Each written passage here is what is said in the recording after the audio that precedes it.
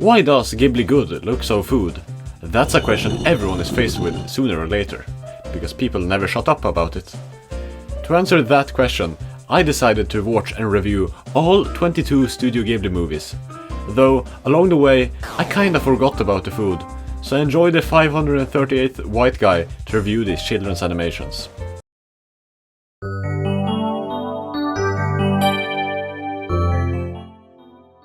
This movie was actually very tricky to rank. It's so close to being a good, no, a great movie, but right at the finish line, it gets absolutely mauled. The story goes like this.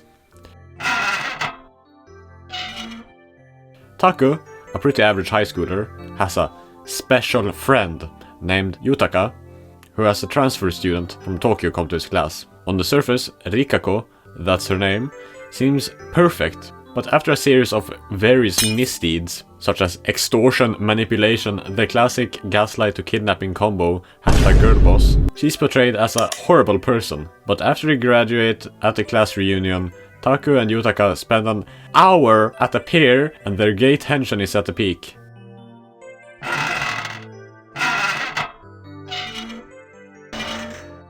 You have probably seen that clip somewhere, and yeah, this is where it's from. But no, apparently Taku has had a crush on Rikako since forever, so whatever. They then meet and love each other or whatever.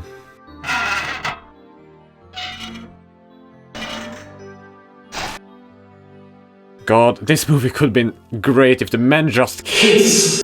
It looks great, it sounds great, for the most part the mic may have peaked 3 times.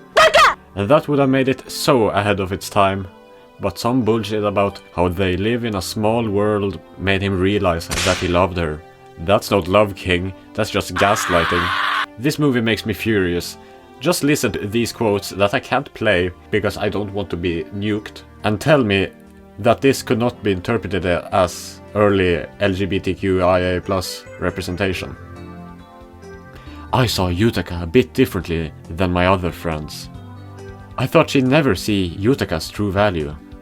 I felt unreasonably irritated to know that Yutaka was interested in Rikako. That's it. Literally no point in discussing anything else about it. Next movie.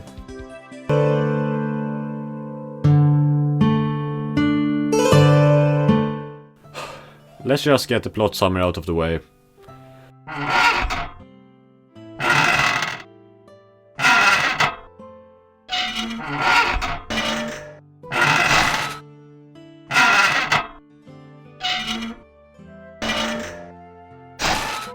Sword kills father, the very nice king. Why? We come to learn that he was just kinda sad, I guess. He flees, meets with Walmart Gandalf, meets girl, gets enslaved, rescued, plays a bit of Heyday where he meets girl again, as well as woman. But he gets sad, runs away, captured by the average... Oh, hi. This script was actually written like a month before the Ohio meme, but I'm still sorry. Anyway. Yada, girl comes and says, bitch, get your act in order, saves everyone, popcorn. Girl becomes dragon, sword will be executed.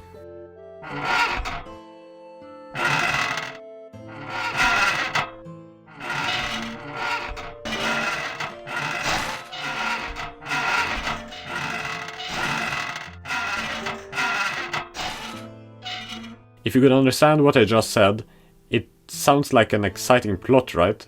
No. You're so wrong. It's laughable. Where do I even begin? I guess the sign is a place to start. Look at these characters. Can you remember anything about them when I get to the next entry? No, because they look AI generated. They look like that Snapchat filter that was trending a few years ago. They don't look like real characters. And I'm gonna pretend that I know what I'm saying, but these are generic, bland and flat, like the rest of the film.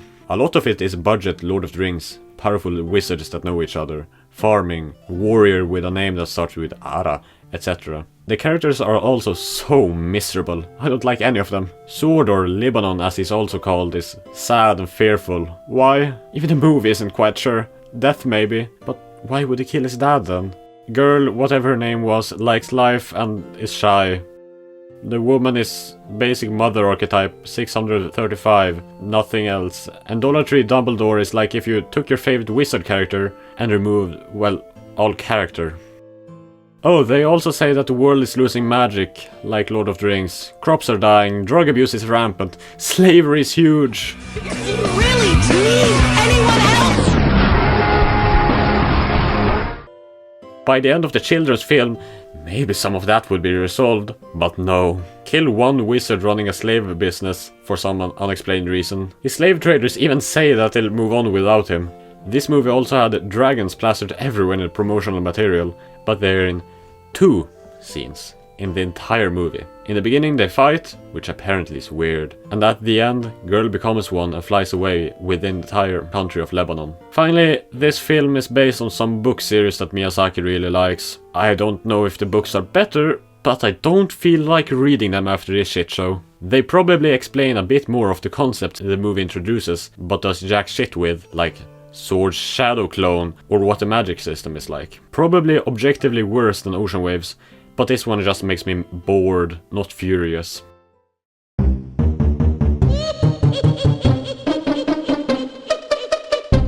This is often regarded as the worst Ghibli film, but as you can tell, I think differently. The thing everyone always points out, and as you can probably tell, this movie doesn't look the best. Now, it's not as horrendous as most say, but it's still not great. The poor quality can't really be attributed to one thing, but as someone with no previous experience in 3D animation, let me pretend to know what I'm saying. I think it's a mixture of some bad lighting, mediocre texturing, and some designs that really don't translate into 3D.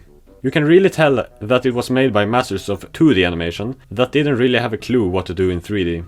Like the credits look great, they're in 2D, and the characters can have some stellar animations. It's just that they're pretty ugly. But what is my main gripe with it then? Well, it's the story. This will be the last one I fully spoil, so here I go.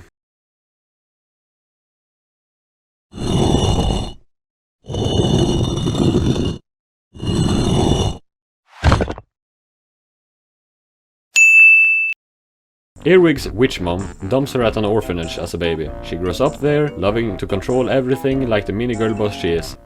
One day, Wario and Waluigi come to adopt her. She doesn't like that. Oops, did I say adopt? I meant enslave. Earwig is forced to do slave labor under verbal and physical abuse as well as heavy stress. But Waluigi hears her say she likes pie, so he brings it to her and later on tells Earwig that a witch pieced out of their band. Oh yeah, I forgot to mention that. Her mom, Wario and Waluigi were in a band. Earwig decides to gaslight herself with this info, so now she loves her abusers dearly and gets whatever she wants, starting with magic. Time skip, 6 months later she's back to her girl boss ways, not having learned anything, just enforcing her will. Oh yeah, her mom pops back up again, setting up a sequel?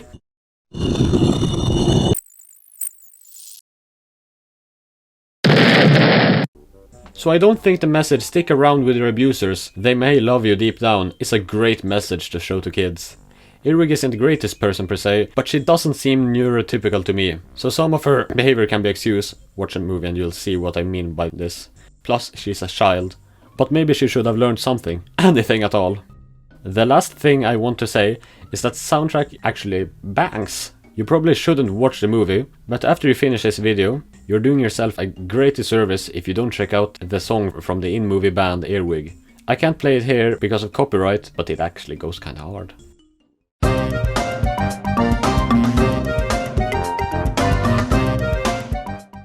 This is truly one of the movies of all time. A wartime documentary about shape-shifting raccoons fighting urbanization. How do they fight? With their big, fat, juicy nuts, of course. While this may sound so insane that it could be a good time, it's just too boring. It's Earthsea all over again. Because of the documentary structure, there's no real main character, and everyone's just a basic archetype. They don't get the time to develop. You have the angry raccoon, the old raccoon, the nice raccoon, etc. The movie can also look quite good, as long as the raccoons aren't on screen. They look like half-assed attempts at making Japanese minions long before Illumination was birthed from the everlasting void. Basically, all Ghibli films have some sort of environmental message at its core, but this is the most heavy-handed they've been. I guess the other ones it just didn't work. But that kinda falls apart due to you not really caring about the forest or the animals at any point in this movie. So for now, I'll say that there are other films here that do this way better. I don't have much else to say, it's just raccoons messing around in a forest for 2 hours. If you knew Japanese fairy tales or yokai or whatever, maybe you'd get something more out of this. But for me, it's just boring. But I wouldn't call it a bad movie. And also, the ending would make for a much better story for the entire movie, but I said I would only spoil the bad ones. Go watch the last 5 minutes of the movie if you want. They're great, actually.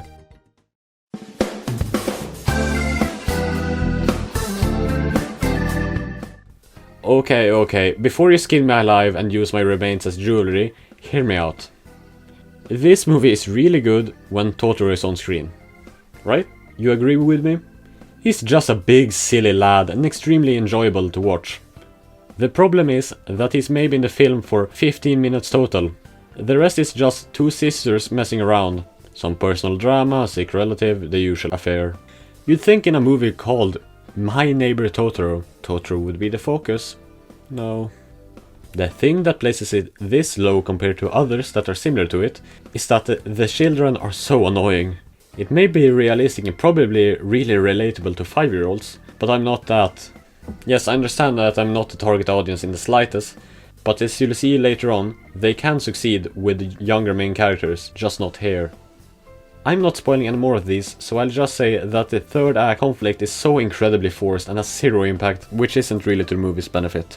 If I rank these based on influence, popularity or impact, Totoro would probably be like in second place, but I'm not doing that. It's purely based on my enjoyment, not even objective quality or something, it's just how much I like these. And it's neither silly enough, beautiful enough, or moving enough to place it any higher.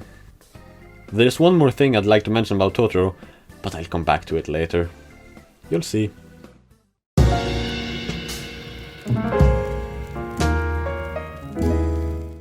From this point on, I had a really good time watching these movies. Porco Rosso is a perfect epitome of that. Just pure dumb fun. An Italian pig who's an amazing pilot. Why not? I think the visuals in this one were created just for me, for real. As I said before, I like me some old school animation, and I also adore both the Mediterranean setting as well as the visual flair that comes with the time frame of the 1920s or 1930s. I have two big gripes with this movie, however. 1. It completely lacks an ending. It feels really jarring, as it just happens over narration, and I've heard that it was rushed or something, but it doesn't hold up that great. 2.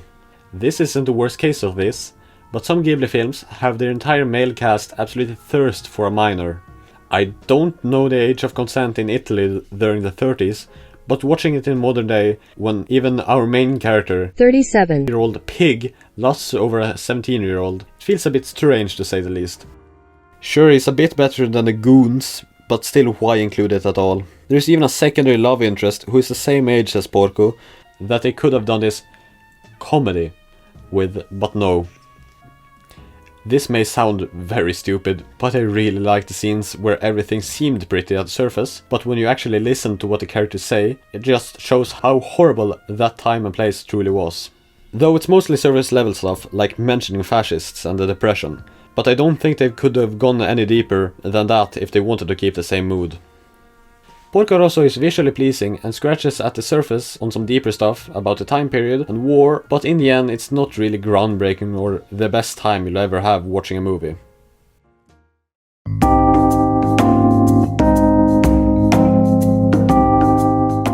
God, why did I have to fumble the bag on this one so badly? I know I've said this for every movie thus far, but this one is so pretty. Every shot looks like an art piece and the really cozy soundtrack just enhances the atmosphere. The clubhouse is probably one of my favorite locations in all of these movies. I just love the messy and winding staircases. This is also one where most of the Ghibli food looks so good memes stem from. It's also on the more subtle side of Ghibli. A lot of the time they're in your face with what they want to tell you, but here they really use the show not tell principle to great effect. It feels like something that could be analyzed, which couldn't really be said for the prior ones. So, the question is, how did they mess it up? Well, the story is basically a pretty standard young forbidden love plot, which would be fine, if not a little basic. The problem lies in why it's forbidden. You see, the main characters realize that they're probably siblings and think that for the majority of the film. They even dropped this line. Gross. In the end, they get told that they're not related, but it doesn't change the weird implications. Even if they were brother and sister, they would have still continued their romance. Also, what's with these weird-ass romances and trips to Tokyo and America?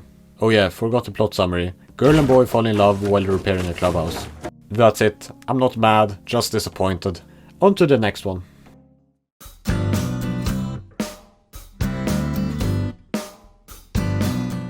What do we even say here? This barely counts as a movie. Just a bunch of disconnected comic strips. Basically, there's this family, right? And they're the Yamadas. They're probably someone's neighbor, but we don't know who. There's 5 of them and each get their own segment. It's meant to be a comedy, but I at least didn't find it particularly funny. So the antics of the wacky characters got a bit stale by the end. The movie is 100 minutes long, which is a bit overkill for what boils down to a basic slice of life anime. There's probably an enormous culture gap, as I didn't really get a lot of the jokes. That's why I'd like to thank today's sponsor, the best VPN out there. This is my first video, of course I don't have a sponsor. What did you expect? But at least it has a really unique visual style, as you've seen by this point, if you're even looking at the screen right now. I can't really blame you. But this movie is basically an animated sketch.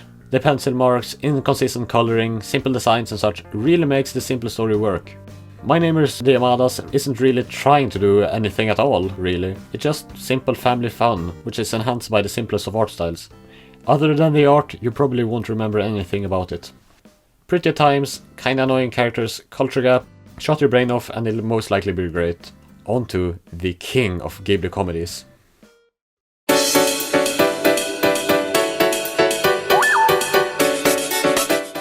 This movie is so dumb, and I love it for that. An isekai about a girl who gets into an arranged marriage with a cat and slowly transforms into Catgirl. Why not? Some may fault this one for being just dumb fun compared to some of the grander titles in the Ghibli catalog, but I think it's one of the most clever ones there. Canonically, this movie is probably made by a 14-year-old, and it really nails that feeling of a B-tier book in a franchise for 12-year-olds. A really specific feeling. Just the fact that this is a companion piece to Whisper of the Heart moves it up. But it's still dumb fun. How could it not be when it has Tim Curry voice a deranged cat in dub? I didn't watch the dub, but I know I've seen clips. I could give some examples of some funny cat moments. Wholesome! But A, I don't want this video obliterated, and B, watch it yourself if you want the hilarious felines. There's also another reason why Animorphs the movie is this high up compared to others' lists. I can't tell you now, but you'll know in due time.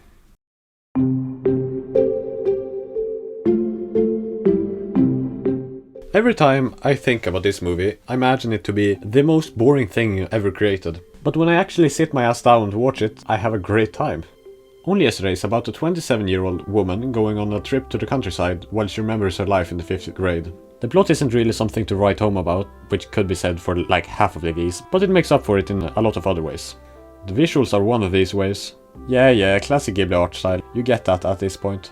But what I meant is how the movie looks when it focuses on her past. Everything is kinda fuzzy because she doesn't remember every single detail, like the weather for example. If you try to remember something important that happened in your life, can you remember if it rained or was sunny that day? I can't. So I think that's a really cool detail. As I said during Pompoko, all Ghibli movies have basically the same message. Nature is awesome, cities absolutely suck, woo! And only yesterday is no exception. But it does it actually the best. Something about how the characters describe farming combined with the art just makes it click in a way others don't. Speaking of the dialogue, it's strange because it's kinda a lot better than any other Ghibli movie ever. Like, there's a scene where the main character gets a ride to the farm she'll be staying at, and she talks to the driver about country life. But it sounds like they just sat the actors down to have an actual conversation. I thought I was watching an animated podcast. Shit was crazy. This is definitely one of the ones where you could really sit down and analyze every single detail about the movie. It has a lot to think about. But I'm lazy and don't want to make this video even longer than it already will be, or make a separate video about it.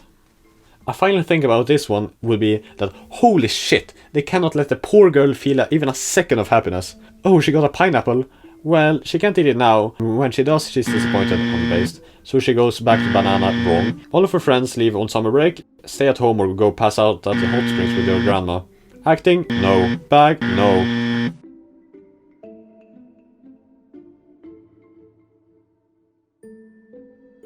Whoopsie. Dad? Smack. Her sister's biggest haters in fiction. Only yesterday good.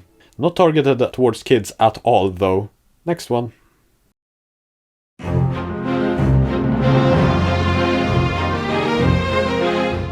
I'll make the actual review of Laputa brief. I've got more important stuff to talk about. Really good movie, filled with unbridled whimsy. One of the few actual Ghibli villains, though he's a bit comically evil. I would have probably loved this one as a kid. It's like the perfect children's adventure film. My only real complaint is the continuation of the Porco Rosso problem, with that there's a running gag in the film about this middle-aged man drooling over a 12-year-old this time. Haha, they think she's like their mom, but I'm not Sigmund Freud, so that shit is just strange. Okay, now on to the real shit I want to talk about. I watched Laputa for the first time a few years ago and thought it was just another Ghibli film. But on rewatch for this video, I realized something. This is one of the most influential movies of all time. One thing about me is that I absolutely love references, ironically. When I see even the smallest similarity to something, I just say, reference, to annoy the living shit out of anyone around me. So this was a goldmine for references. Or I guess it would be the other way around, because they took from this one. I don't really care. Here's a few.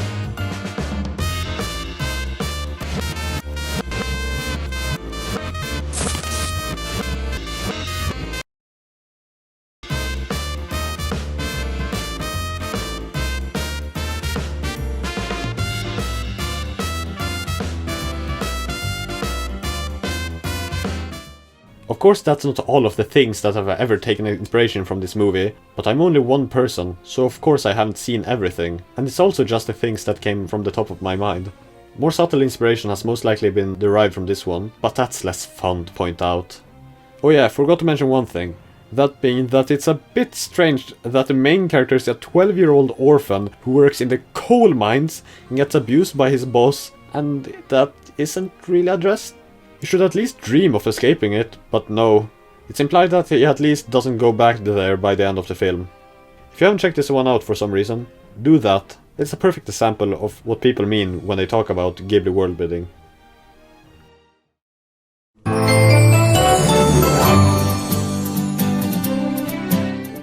Yo, plane movie! I know jack shit about airplanes! What even is a strut? Airplane engineer discover what it means to live and deal with the negative effects of your art. This is probably pretty personal for the main man himself, Miyazaki, since he has dealt with the animated form of nuclear waste that Lupin III, Castle of Cagliostro brought on. Even though this one is quite dramatic and sad, there's two things I find hilarious about it.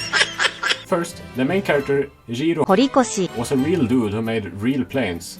So this would be his life story, you think? Nope, his entire personal life, the main focus of the film, was completely made up. It's partly based on a biography that wasn't written by him, that the author basically inserted himself into. I'd imagine his living relatives must have been really confused when they saw this in the cinema, if there even is still someone alive. Second, just a German double agent in general. He seems almost omnipresent and all-knowing. But what I like most about The Wind Rises is the poem it centers around by Paul French name. Is the wind rising? Then we must live. Normally I'm not really a poetry kind of guy, but something about this one does it for me. Probably because it has so many interpretations that you don't need to be an English professor to understand. How I interpret it is one of two ways. 1. If the wind is rising, things go well for you, you rise with the wind. then you must live. Enjoy your 10 years in the sun, as the movie puts it. Artists are only creative for 10 years, so live while the wind is rising. And 2. The wind rises, but you didn't catch the updraft. Things don't go your way. But that doesn't mean you can just give up. Let your indomitable human spirit stand up against the cruel vastness of the universe. You must live, because if the wind is still rising, you can still get back up. That's just how I see it. Art is subjective and all that, so your view of it is just as right as mine. Although, yours may be a bit more right, I'm just rambling about animated movies on the internet. I can't really say much more about The Wind Rises without spoiling some parts, so...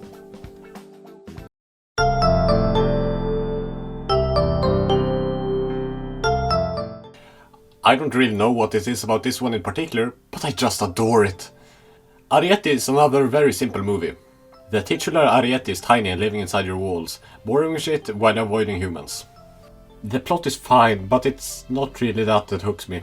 It's probably something about the art that makes it click. Everything from Arrietty's house, to how the boring happens, to how they use stuff like tape in unique ways, to just how liquids look at that size, just fantastic. The attention to detail is just incredible. I feel like the concept art for this one would go insane. It's all just so thought out.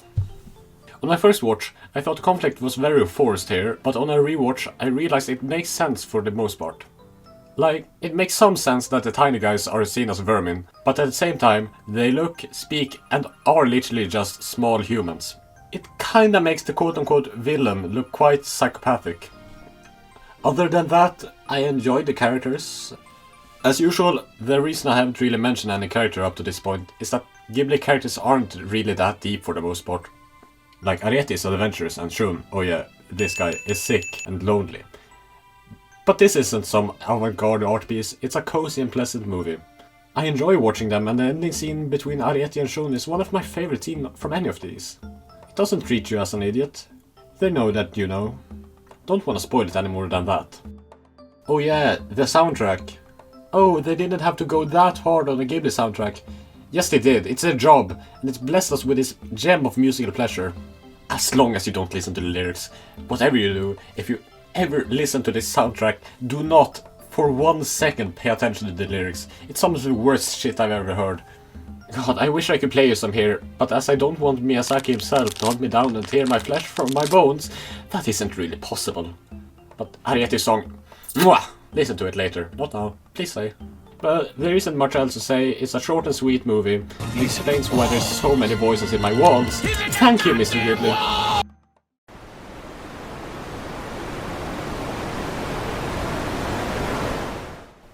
So, yeah, what do I even say here? Thank you, Satan. Never gets old. If you know, you know. I guess saying anything about what makes Grave of the Fireflies, well, Grave of the Fireflies would be a spoiler, so I'll be a bit more vague. If this movie instills a unique sense of dread and depression in you, especially on rewatch. It's an express ticket to a crushed mental state, and one of only 2 of these that I shan't hear that, even on rewatch. This was the only one I was physically unable to write a script for after finishing, and to go lie down on the floor for like 30 minutes just thinking about my choices in life, but also thinking about why I subjected myself to this torture again after vowing to not view it for a long ass time when I watched Grave like 2 years ago. The only funny thing about it is how it was released. Due to Grave's contents, it couldn't really be rated by the Japanese Board of Movies or whatever back in 1985. So to be able to screen it in cinemas, Studio Ghibli bundled it together with Totoro. So after viewing The Funny Cat, you had the choice of watching... I wonder how many kids were scarred for life. But maybe it's at least better than the other way around, because a lot of small details in Totoro line up with Grave. A choice between the greatest tonal shift in media history or post-traumatic stress disorder. Last thing I want to say is that when watching all of these movies in the order I did, it felt like Miyazaki himself said, you know what, subtlety doesn't seem to work. You don't understand the horrors of war when I use the raccoons, so here, take this instead. Even though they were released in a completely different order, it's still funny. Enough depression, back to your usual scheduled programming.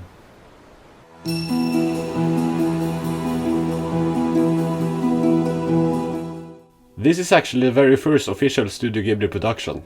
Of course, the people behind it had made some stuff together beforehand, like Lupin III, Castle of Cagliostro, but I decided not to count that for this list. I've got enough movies to watch. The premise of the movie is that it's set in a post-apocalyptic future where a forest of rot called Sea of Decay covers most of the earth.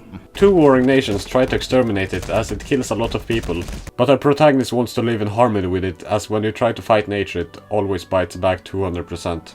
Really shows that the Ghibli had their shtick down from the very beginning. Environmentalism and the pointlessness of war. Not that it's a bad thing, rather the opposite. It's a great message and it's delivered beautifully. Like Laputa, Nausicaa is a very influential movie. It's not as direct as it was there, but I have heard in interviews that state that everything from Breath of the Wild to some of Star Wars things were inspired by it. One of the more obvious things that have taken inspiration from it is Evangelion. If I'm not mistaken, the creator of Eva worked on Nausicaa, but just look at this scene and say it doesn't remind you of anything.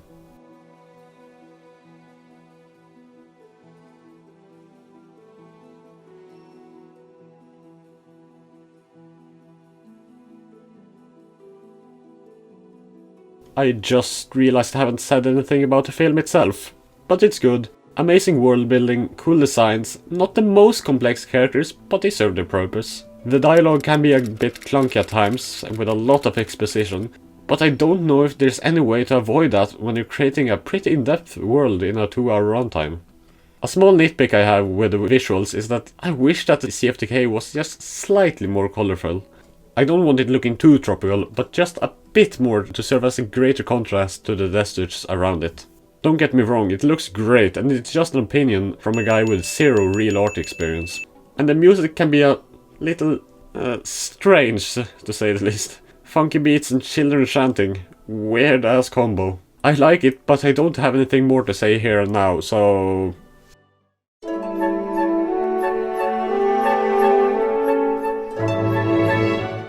When thinking of iconic Ghibli locales, Howl's Moving Castle is probably the first one to enter your mind brain. But I'm here to say something revolutionary. Something so insane that you may perish. The Walking Fortress is slightly overrated. You heard me.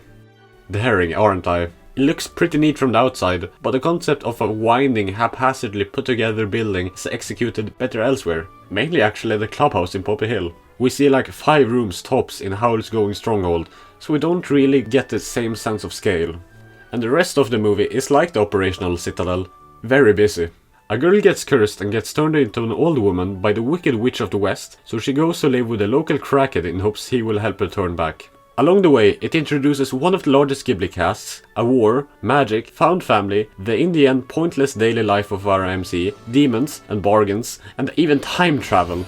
Usually these movies go for a kinda less is more principle, so this is actually a very nice change of pace. Sure, you could say it's quantity over quality, but I think it does it well enough. It's mainly the war plotline that feels a bit much, and it sure does have some sloppy points, mainly the ending. I have already spoiled this one a bit too much compared to the rest, so I'll keep my mouth shut, but there are some other stuff to critique. But you'd notice those points yourself if you sat down and watched it. Howl's Keep on the Move is also the one to feature the Ghibli song, Merry-Go-Round of Life. That one, as well as one other that's coming up, are the 2 songs that almost encapsulate what all of these films are about. This takes on the unbridled whimsy from within the human soul and puts it into musical form. It's so good that even without a single lyric, it summarizes life itself. It's beautiful. Enough with what synonym do I have left? Active peel? It's time to fish.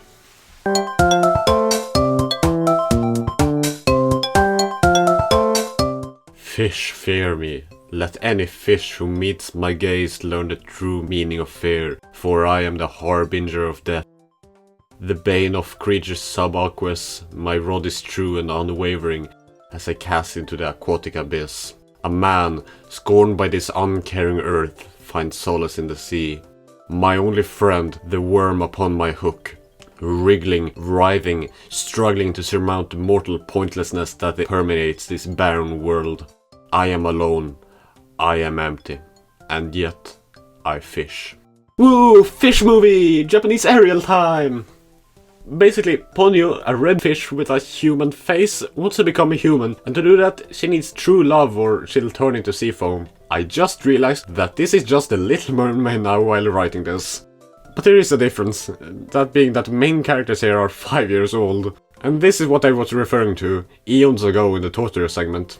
But as you'll see later on, they can succeed with younger main characters, just not here. I don't really know how to explain the difference, but here they act like children without getting on my nerves. And okay, I'll fault Justice for once. That he does make it seem like look food Ghibli good. There's kind of villain in this one. Ponyo's dad, whose motivations are literally just Team Aqua. A villain might be a stretch, he's just an antagonist at the end of the day. So what aspect of this one will I gush about? Is something you neither thought about or cared about. But here I go yet again. Flood. Underwater town. Fish car. A regular city, but it's underwater, boosts whatever it's in dramatically for me. Put some Devonian bad boys in there and now we're talking. And if you're in the mood for a small-scale story, but a child coming into contact with the magical and befriending it, Ponyo or Ariete will suffice to much greater extent than Totoro could ever dream of. Also, why does every character, except for this one, think that Ponyo is a goldfish? She has a human face with hair. What sort of mutated-ass fish do they have over there? Cute and the peak of turning your brain off to enjoy pretty color. Women fear me, fish fear me. Men turn their eyes away from me as I walk. No beast dare makes a sound in my presence. I am alone on this barren earth. God, I want that hat so bad.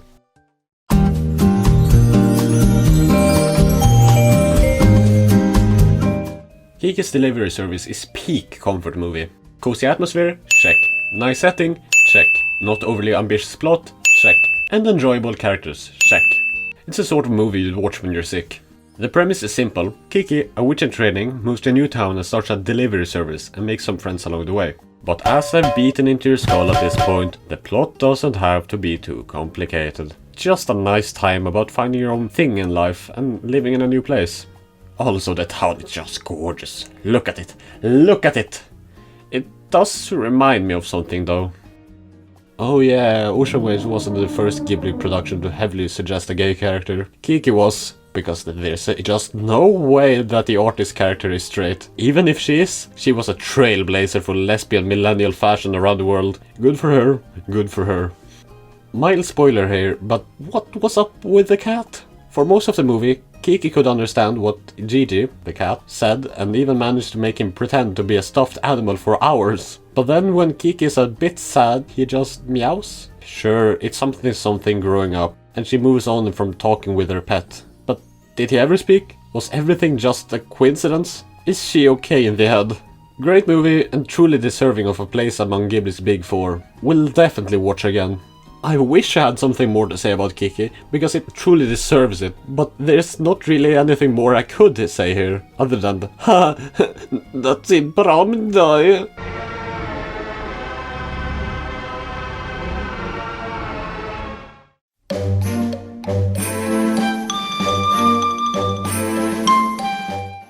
Don't know how I didn't realize it on my first watch of Princess Mononoke, but it's just straight up the anime version of Breath of the Wild.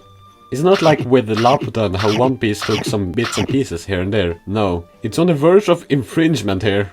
So let's do a little repeat of that segment here. Some spoilers might be here. If you want to avoid that, skip to this time.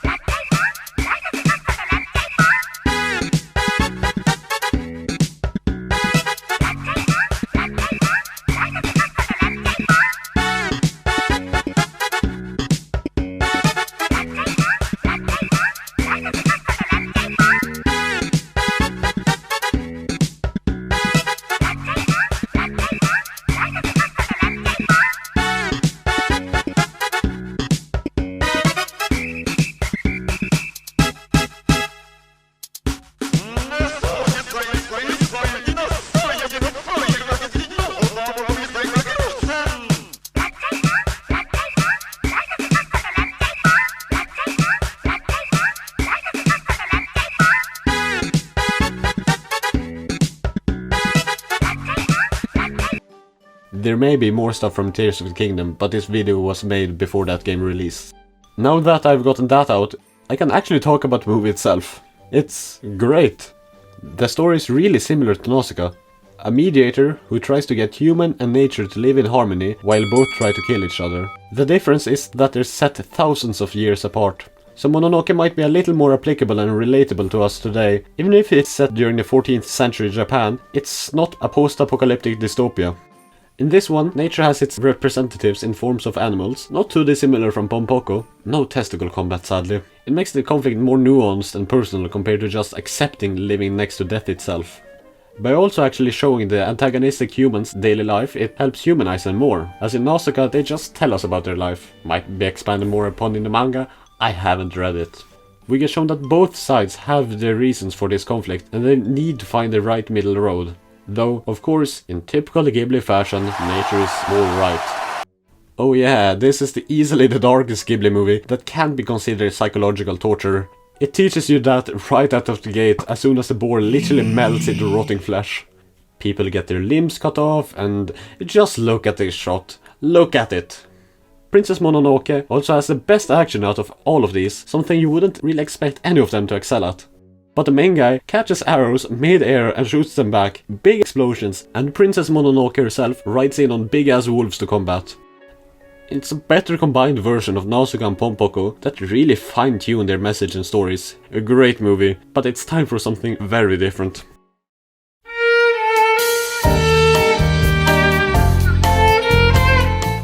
How much enjoyment you derive from Whisper of the Heart depends completely on what sort of person you are. Sure, you could say that about literally anything ever, but I experience it on another level here. So why is that? Whisper of the Heart is about two people, mainly a girl exploring her creative passions through writing. When I first saw the movie a few years back, I hadn't really done anything of the sort, so I couldn't really relate. But since then I have tried some stuff, and even through the making of just this video, I have realized just how accurate this movie is about portraying what's like creating anything, really. It also has some of the more quote-unquote real characters. The main character, Shizuku, has real wants and fears that are explored thoroughly. The part that hit me the hardest was the fact that she forced herself to complete her task of writing the book in a frankly unrealistic time frame. It's a bad habit I share, setting unnecessary time limits and then being disappointed when things don't pan out as I expect. It also gave some excellent general advice, maybe a bit basic, and you probably know it, but if you don't, it's great, like how you should try to find your own thing in life, but don't expect perfection at first. You shouldn't force yourself to do it. Take a break every now and then. If you have ever done or thought about creating anything at all, check this one out. It could easily become your favorite movie of all time. It's not just a PSA about art though, it's also a movie. It was actually the first non-fantasy Ghibli film I ever watched, which left me a bit flabbergasted to be frank. At that time I didn't expect a grounded bittersweet love story from the same company that usually makes silly witch movies. I don't know why that surprised me to that extent, as I'd already seen my favorite Studio Ghibli film at the time, which is not just silly. It's been a while since I talked about the retro visuals now, hasn't it? I just mention it because it feels like this one in particular contributed an enormous amount to the city pop aesthetic. I haven't really looked for it, but I just have a feeling that there's an infinite amount of AMVs of Plastic Love or Stay With Me with footage of Whisper of the Heart in the background. If you for some godforsaken reason plan to do what I did and watch all of these movies, I recommend leaving this one to the late game. But still, watch The Cat Returns after it, because it's basically an epilogue to Whisper. It's kind of a sequel after all, and Baron My Beloved has his origins here. Though it may be a bit more complicated than that.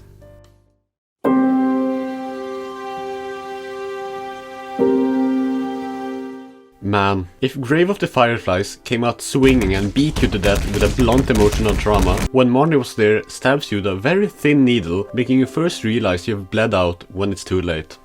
What I mean is that, while this movie is sad, it doesn't ravage you like Grave. It has a bittersweet ending, emphasis on the bitter instead of just depressing. There's also a considerably less amount of rotting corpses and starving children here.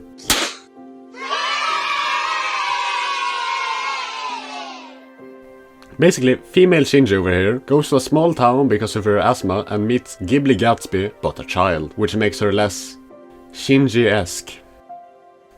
Welcome to the third and final entry into the Hall of Ghibli Gays, completing the trifecta with and the lesbian prime is the main character here, Anna. She's straight obsessed that she loves Marnie, but without spoiling too much, let's just say for once, it's a good thing that the romance doesn't work out. What do I mean by that? Well, the entire story focuses on a sort of mystery and it's very intriguing. You know something feels off, but can't quite place it until it's too late. The unfortunate side effect is that it doesn't hit the same on rewatch, but it's still a fantastic movie. The best romance here, by far. Not only does this movie fill out the Ghibli bingo card, it also puts the final nail in the coffin of Food Ghibli Grodero Sobu. Now I'll never have to think about this stupid interpolated tomato ever again, or until another month passes and it's shared everywhere again. Even though I love this movie, it could hit harder for you. I feel like it could be Whisper of the Heart for introverts instead of creatives, or just people who hate themselves. Now, on to surprise for literally no one.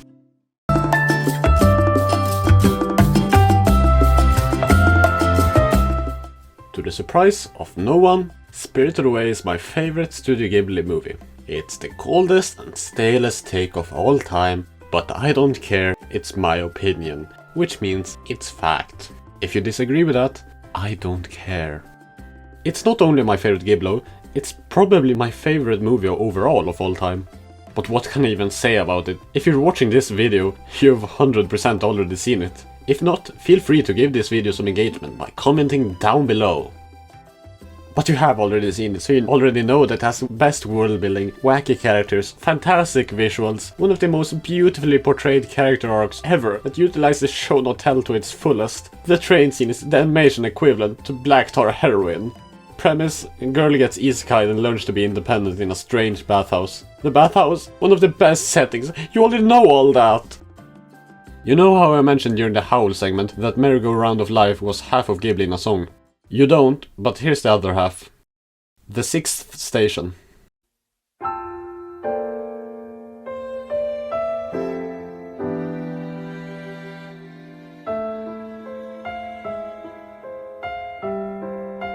While MGROL is upbeat and adventurous, Sixth Station is melancholy and introspective. Again, I don't want to die, so I won't play it here, but it's an immensely pretty and iconic track. When writing this video, I've watched these in pretty much the order displayed in this list, based on a skeletal ranking I made when I first watched most of them. I've tried making this video for basically 3 years now, though there has been some reshuffling here and there. But through all these movies, I couldn't figure out the answer to my thesis question. Give me good look, food, what look, good, I do good look. And why it doesn't really work on me. Until I rewatched Spirited Away. Yeah, it's the pig scene. Let me tell you a little story. When I was like 8, I used to go to this sort of after-school thing in order to wait for my parents to get out of work. There they had some games and a lot of shit really, but what's important here is that I had an old VHS player with some movies. Usually we watch some classics like Finding Nemo or true bangers like Spy Kids 3. But one day I found this weird looking movie with an art style on the box I had never seen before. So, in my endless stupidity, I insisted we put it on, and I was traumatized. It was the scariest shit I'd ever seen.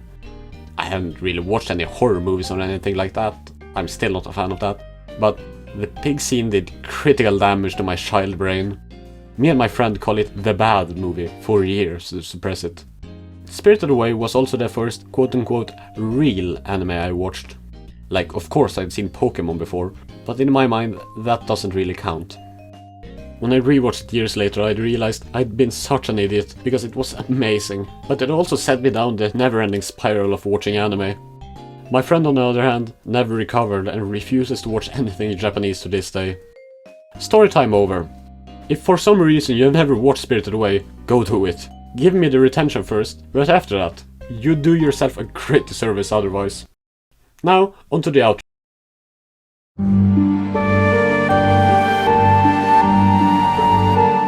Wait, what?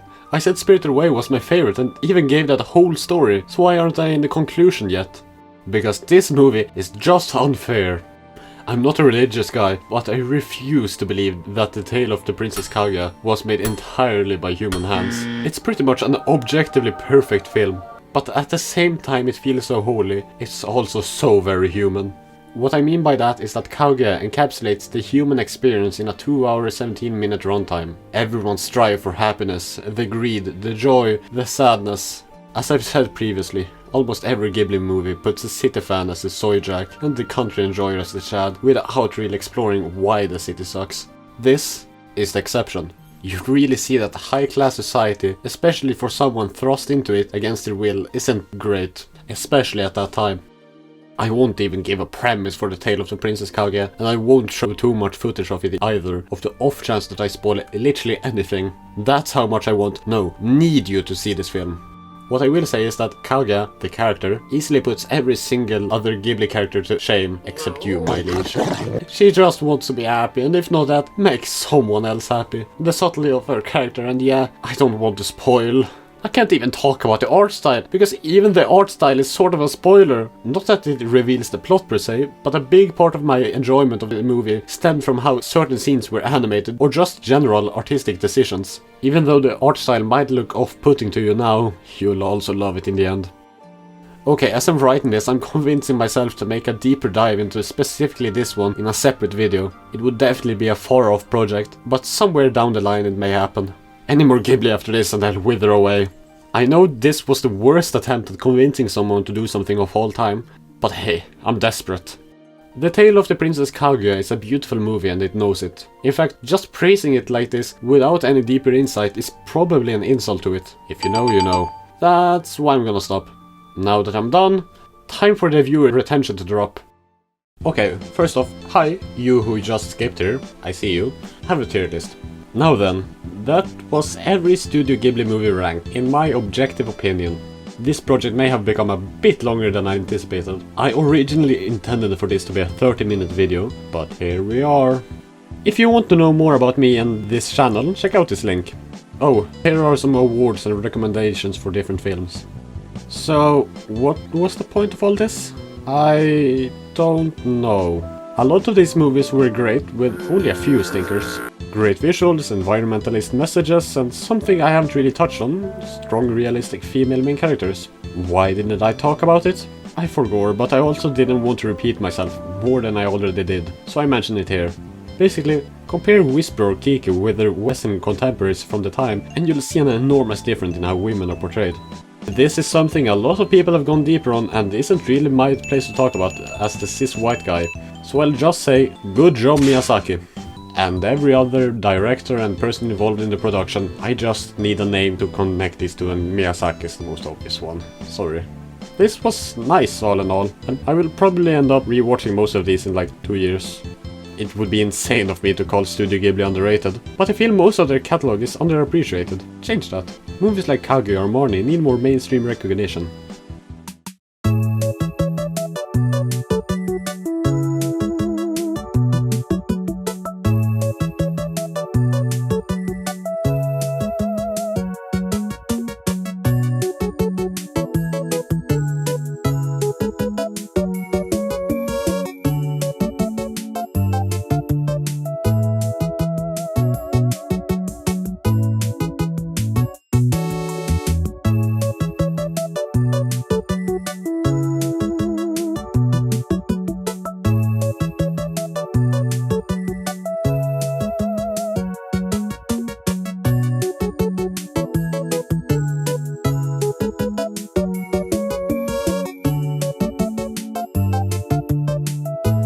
Like and subscribe. Or not, I don't care. It's not like it supports the channel or anything, and it's not like I desperately need it. Finally, I noticed something very peculiar during my watch of all these movies that I want to talk about. Something that appeared in almost every single one of these movies.